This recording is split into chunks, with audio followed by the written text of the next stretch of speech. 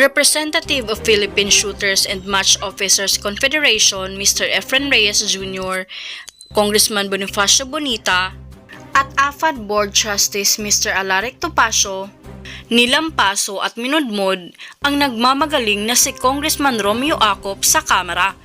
Pero bago ang lahat, kung di pa kayo nakasubscribe sa aking channel, please do subscribe para mas updated kayo sa mga susunod kong mga videos.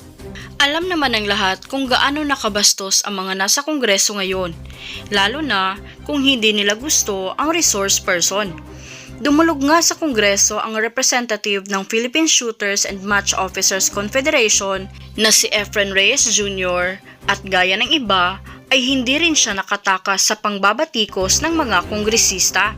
Kaya naman, AFAD Board Justice Mr. Alaric Topacio at Congressman Bonita to the rescue.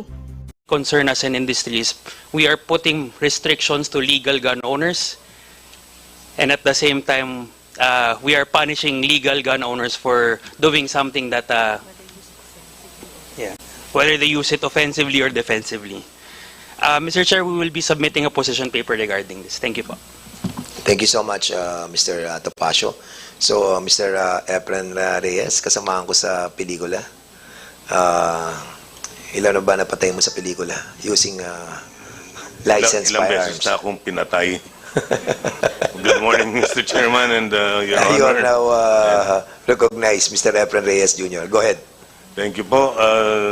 As a representative of Philippine Shooters and Match Officers Confederation headed by former TESDA Secretary Suharto Mangudadatu, former congressman too, I'm being the Vice President External of PSMOC. The position right now is I agree with mostly of all their resentments and with regards to the mga bills na they're trying to pass, and the position right now for PSMOC is the shooters. Ever since the enactment of the RA 10591, we have been what you call this disenfranchised. Nawala na po ang karapatan ng mga shooters with regards to permit to transport. Before, we were enjoying permit to transport na mga 6 months, even yung iba nga mga binibigyan pa ng 1 year na permit to transport to all firing ranges in the Philippines, for including practices and competitions. Ngayon, we are merely limited to 5 days for every competition. Wala pang, kung magpa-practice ka, kailangan pang kumuha ng permit to transport ulit. Masyadong nalilimitahan yung galaw ng mga shooters natin, where in fact, our shooters also represent the Philippines in world competitions. By limiting our practices and competitions, nahihirapan tayo sumali. But in fact, lately, we have been champions in world shoot. Mr. Topacio, saan yun? 1, 2, 3, sila ang tatlong pan-Pilipinas lahat ang nanalo. Australasia ba?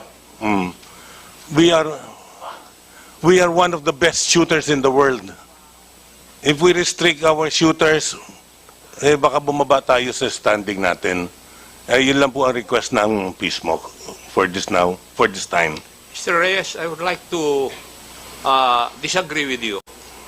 Wala pa naman itong mga batas na ito nung nanalo ng 1, 2, 3, di po ba? Ito Wala na pa po. naman eh. It's the present law kung bakit nanalo yung ating mga competitors na sinasabi mo. Why would you say na hindi naman nanalo kung ipapasa natin itong mga bills na ito? What is your By basis? nalilimitahan po yung ibang mga shooters Hindi nga natin. nalilimitahan nun. Nanalo na nga sila eh. Ikaw na mismo ang nagsabi eh. Opo, Oh. yung iba po, meron So, ibig konting... mo sabihin, kailangan natin luwagan. Luwagan lang po natin ang Bakit konti. po? Ha? Dahil nalilimitahan po yung mga competitors Hindi, natin. it's limited by law. Bakit po natin luluwagan? What is your logic behind that? Logic Kasi hindi, being, I cannot concur with your statement as a lawmaker. because I yung cannot. iba po, binibigyan lang po ng permit to carry na with 500 rounds. Nanalo na nga sila with that eh. Yes, sir. Why do you have to loosen the law? For you to win again? Or to maintain. Maintain lang po natin. Yan. Siguro yan. That's Ganun. why I do not Ilagay lang agree po with your natin. point, Mr. Reyes. Kasi nga po, yung mga nakaraang mga chief PNP po, I'm not mentioning na, napunta po sa chief PNP ang pagbibigay ng permit to carry sa mga sport shooters wherein we do not carry, we merely transport the firearms. Hindi. Ang point ko, Mr. Reyes, with the Opo. present law, nanalo na kayo ng 1, 2, 3. Yun ang sabi mo eh. Opo. Oh, tapos ngayon, luluwagan para magkaroon kayo ng 5,000 na ammunition for one. Kasi limited to 500 according to the law. The 500 is for the transport of the firearm, of the ammunition to the range. Yes. Yung 5,000, That is not enough. the 500, usually po, 500 is kung minsan kinukulang pa ang shooter sa firing range for a competition. Yung PNP, do you agree with that? That 500 is not enough for practice? For one practice session?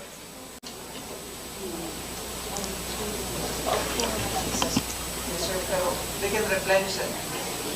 Under the law, they can replenish? Oh, what's the problem? Opo. Wala palang problema eh. So, as sinasabi ni Chairman Acop, ay we created champions, di ba? The best, no? Using the present law. And in this bill, increasing the amount of ammunition, no? Parang hindi natin nabibit yung purpose, di ba? Unless that we wanted to have more champions, no? In different categories. So probably that's the best answer. Yes, Mr. Chairman, we will just submit our position paper later. All right.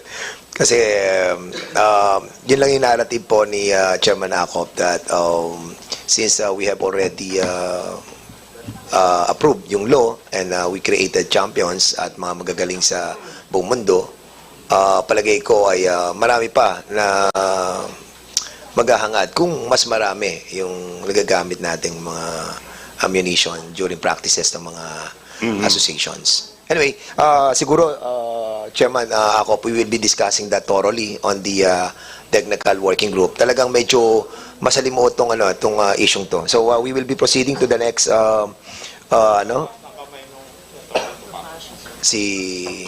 Mr. Topacio, are you raising your hand? Yes. Okay, go ahead, please. Mr. Chair, to answer the question lang of the good Congressman Acop, I think si Mr.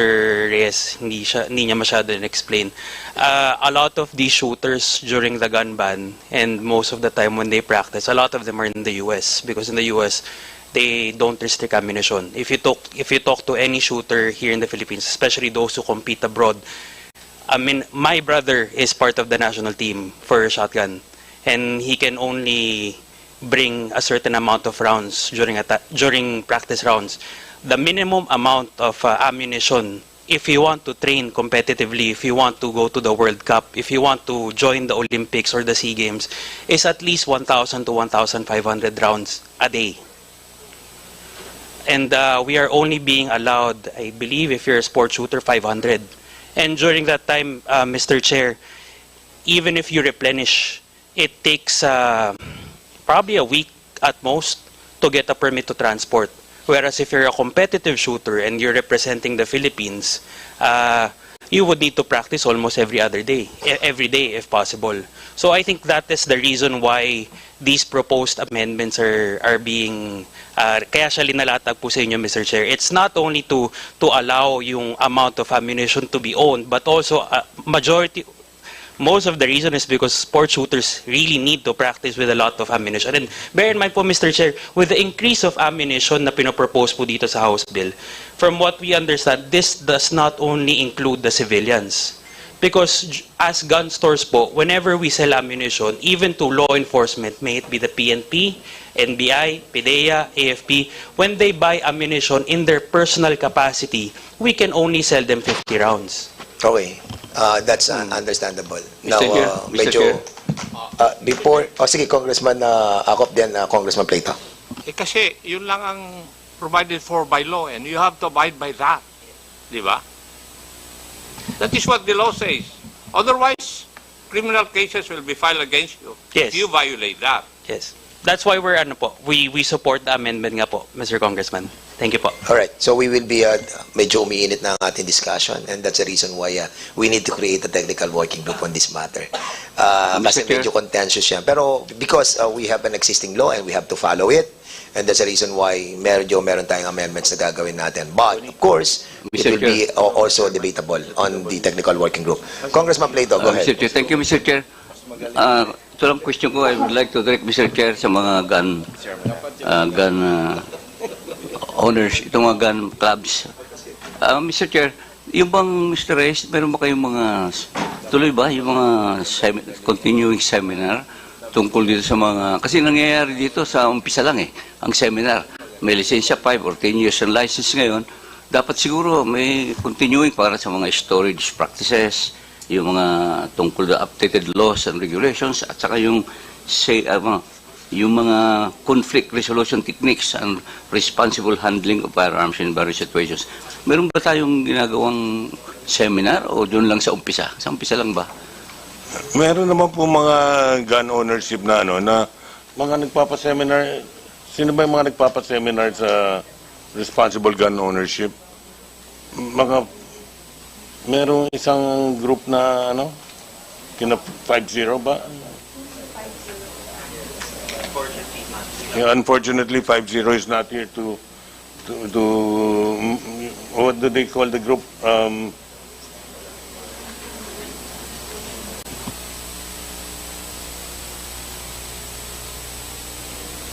Mr. Chair, may I? Ma'am, you are now recognized, please.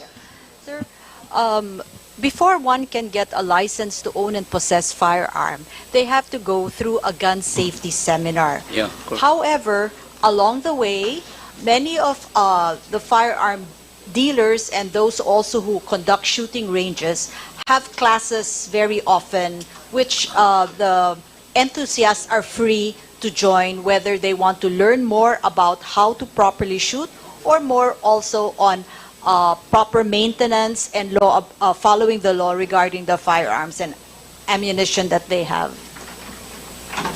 Okay, thank you, Mr. Chair. Okay, salamat po. So, Mr. Paul Ong Teves, ng Pistolerong Pinoy, you are recognized.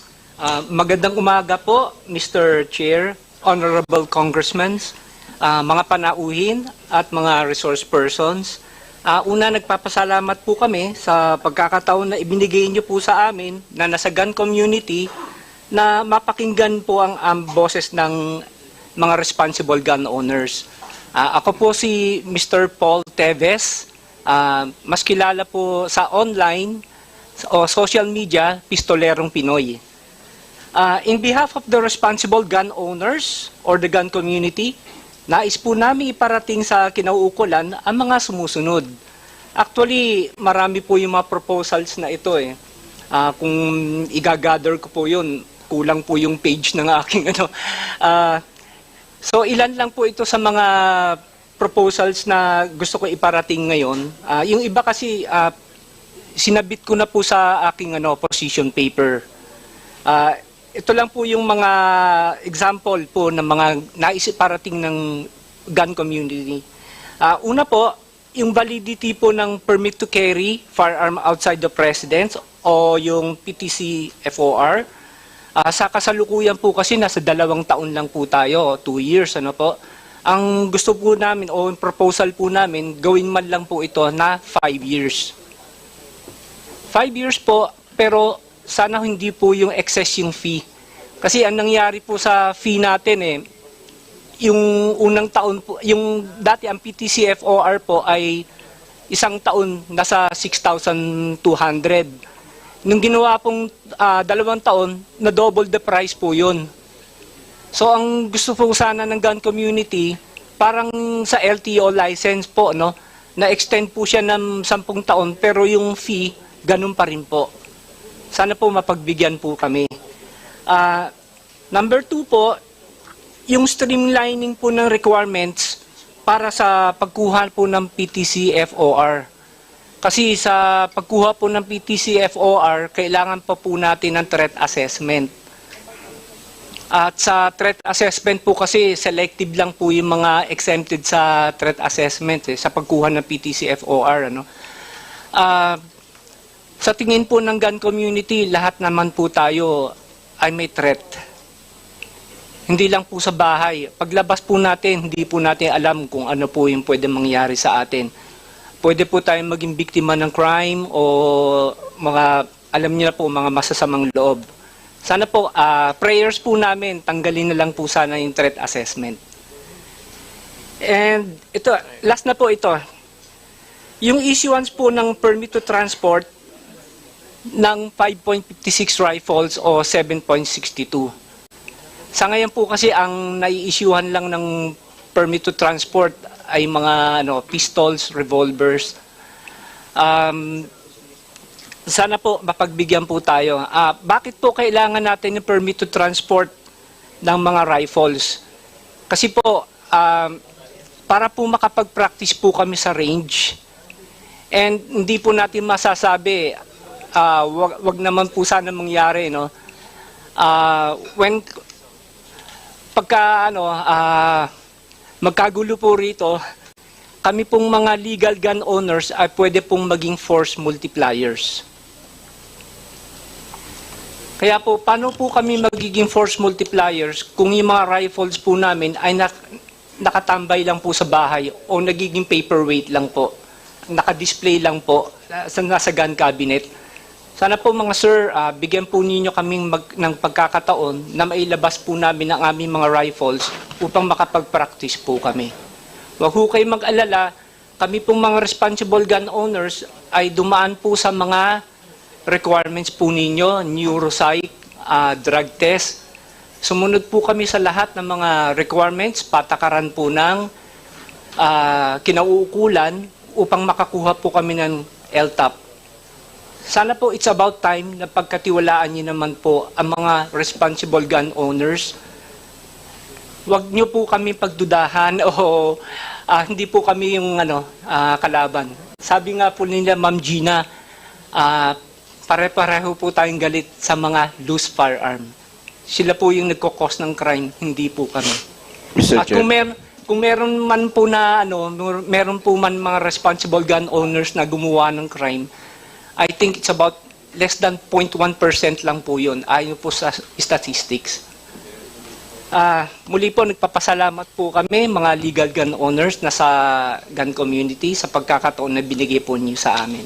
Mr. Chair. Okay, Congressman, are you done with your, are you done, Apa. Sige, Congressman Busita, please. Mr. Chair, gusto ko lang i-clarify kay Mr. Ong Tevez. Ano po ang basis ninyo para sabihin ninyo lahat tayo may threat? Kung nababalitaan naman po natin sa mga balita, sa mga newspapers, sa mga TV, may mga naho-hold up po, yung mga ganun, nabibiktima po ng crime.